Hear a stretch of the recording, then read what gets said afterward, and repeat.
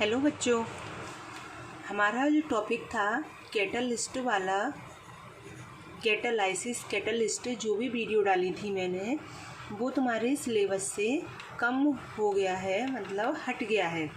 क्योंकि सिलेबस 30% कम हो गया है तो पृष्ठ रसायन में से कैटलिस्ट पूरा टॉपिक हटा दिया गया है।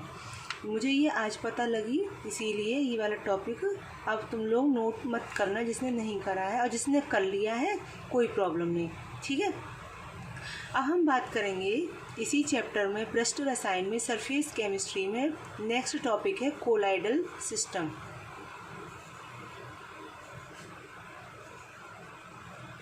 मतलब कोई हिंदी में बोलते हैं कोलॉइडी निकाय। दिमाग में सबसे पहले ये आता है कि ये कोलाइडी निकाय क्या है, ठीक है।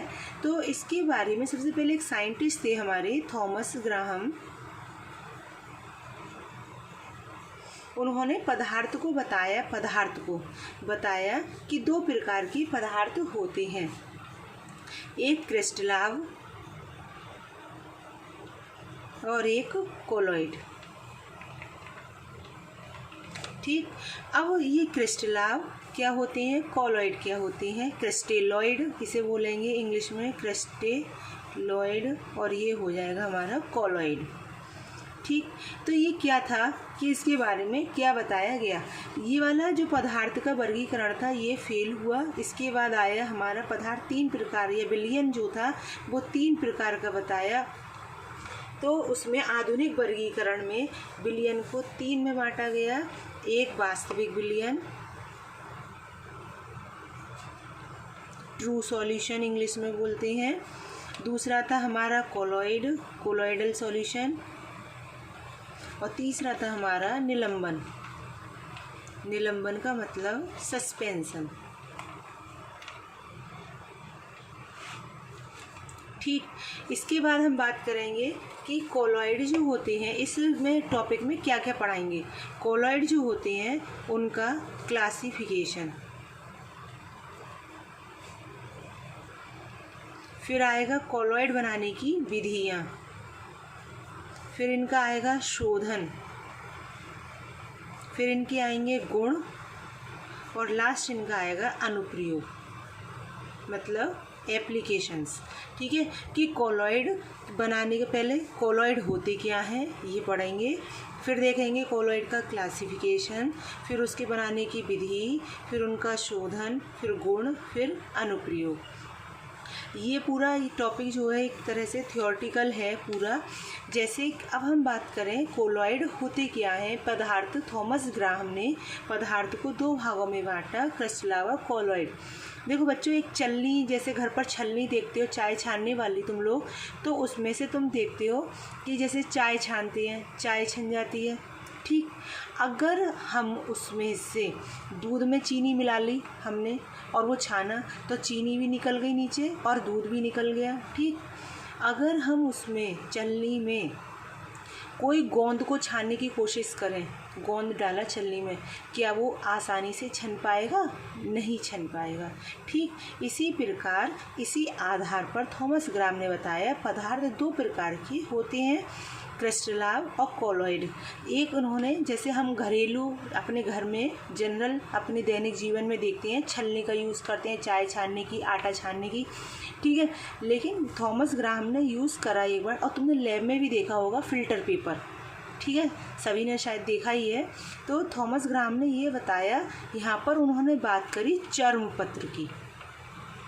चर्म पत्र मतलब पार्चमेंट पेपर, एक पार्चमेंट पेपर आता है, ठीक है, अलग लैब में दिखा दिया जाएगा, ठीक। तो पार्चमेंट पेपर होता है। तो उन्होंने ये बताया कि वे सारे पदार्थ जिनका विलयन चर्मपत्र या पार्चमेंट पेपर से विसरित हो जाता है वो कहलाते हैं क्रिस्टलाव, और जिनका विलयन चर्मपत्र पेपर से विसरित नहीं होता वो कहलाते हैं हमारे कोलॉइड। जैसे मैंने अभी बताया, मिल्क लिया और मिल्क में हमने क्या ऐड कर दिया, शुगर ऐड कर दी, तो शुगर का पास शुगर है, सॉलिड है, उसे मिल्क में घोल लिया हमने। अब अगर हम उसे, जनरल बता रही हूँ, अगर उसे हम छलनी से छानेंगे तो शुगर और मिल्क दोनों के कण कहाँ निकल जाएंगे, विसरित हो जाएंगे। तो वो क्या हो गया, एक तरह का शुगर क्या हो गई यहाँ पर, क्रिस्टल। कोलॉइड क्या होता है, जैसे अभी बताया मैंने, गोंद है, गोंद को लेना, तो वो गोंद छलनी से हमारा विसरित नहीं होगा, और होगा भी तो उस पर प्रेशर लगाना पड़ेगा, उससे होगा। तो क्रिस्टल वो चरमपत्र पेपर या पार्चमेंट पेपर से विसरित नहीं हो जाते हैं, तो क्रिस्टल कहलाते हैं, और जो नहीं होते वो हमारे कोलॉइड कहलाते हैं। तो एग्जाम्पल्स पता लग गई, जैसे इसका हो जाएगा चीनी, नमक वगैरह, और इसमें क्या हो जाएंगे हमारे, इनकी प्रकृति कैसी होगी, गोंद जैसी। ठीक है, तो ये पदार्थ अक्रिस्टलीय होते हैं और गोंद जैसे होते हैं। जैसे जिलेटिन है, जेली वाली टॉफ़ी आती है मार्केट में, देखी होगी तुम लोगों ने, तो वो चिपचिपी जो होती है, तो वो भी कोलॉइड का एक एग्जाम्पल है। ठीक है, जिलेटिन, एल्ब्यूमिन, स्टार्च आदि।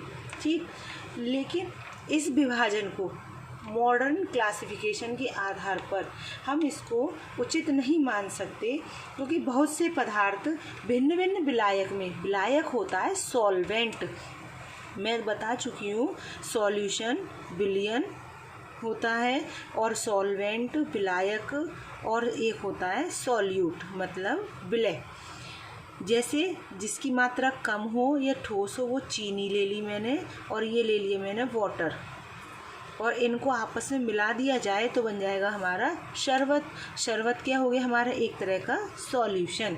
ठीक, तो सॉल्वेंट और सॉल्यूट। ठीक, इस आधार पर आधुनिक मत के अनुसार इस वाले विभाजन को हमारा उचित नहीं माना गया, क्योंकि बहुत से पदार्थ जो थे भिन्न भिन्न विलायकों में, विलायकों मतलब सॉल्वेंट में, जिसमें घोला जाता है, जैसे वाटर है, मिल्क है, कुछ भी लिक्विड ले लो आप। ठीक है, तो विलायकों में घोला जाता है, तो उनमें दोनों अलग अलग गुण दर्शाती हैं।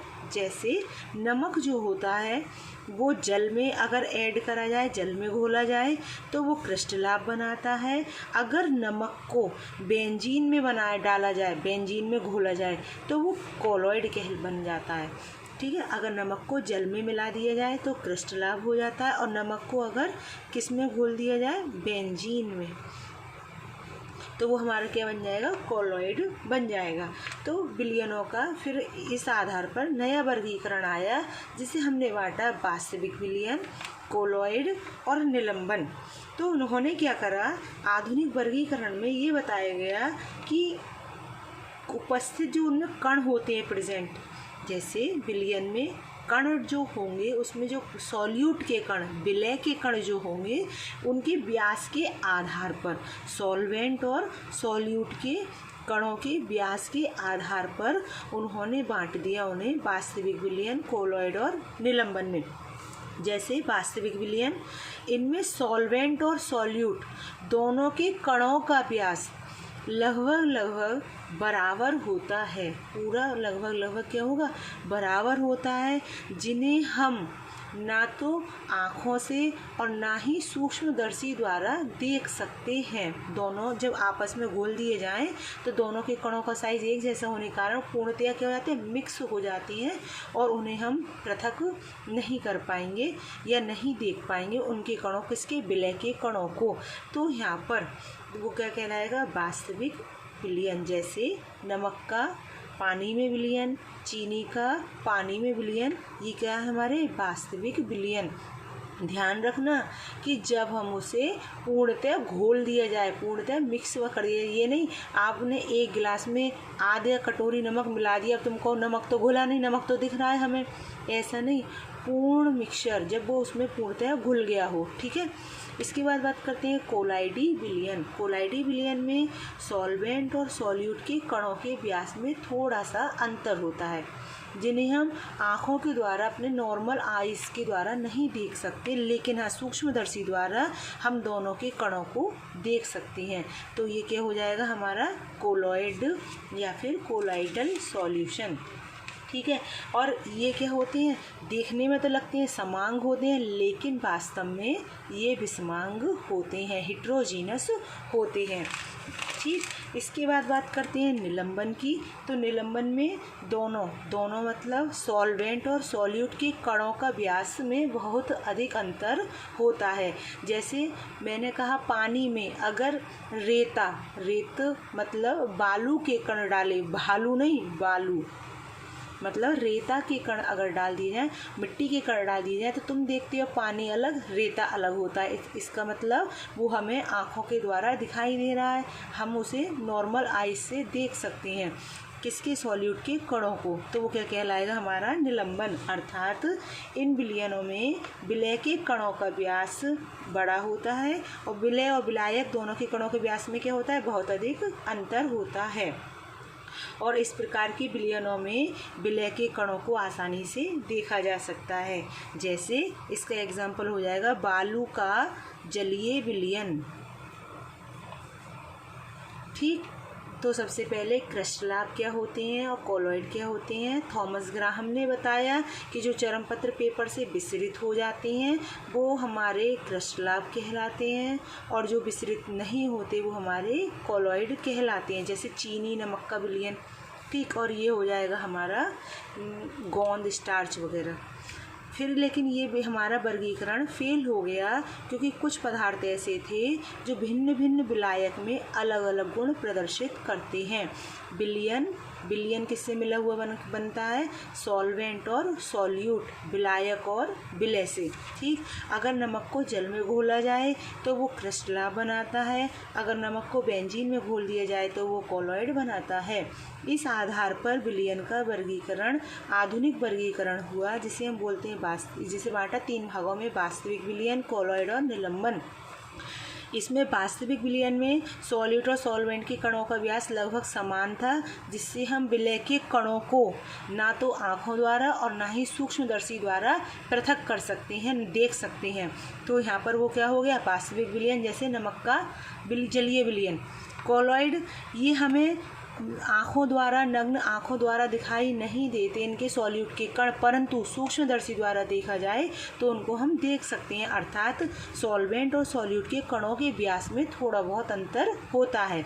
और निलंबन, जिन्हें हम नॉर्मल आँखों से देख सकें, जैसे बालू का जलीय विलयन, तो तुम्हें दिखेगा पानी अलग, बालू अलग दिखाई देगा। इसका मतलब सॉल्यूट और सॉल्वेंट के कणों में बहुत अधिक अंतर होता है व्यास में, और हम उन्हें आँखों के द्वारा आसानी से देख सकते हैं।